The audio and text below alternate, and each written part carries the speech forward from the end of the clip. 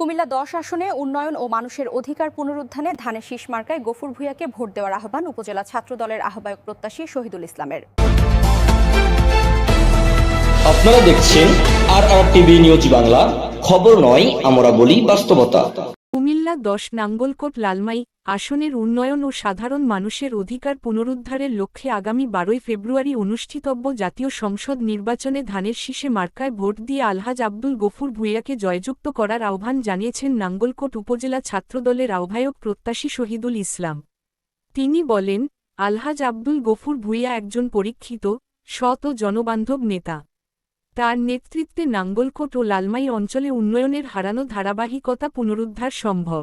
শহীদুল ইসলাম আরও বলেন, জনগণের ভোটাধিকার নিশ্চিত করা এবং গণতন্ত্র পুনঃপ্রতিষ্ঠার জন্য সবাইকে ঐক্যবদ্ধ হতে হবে।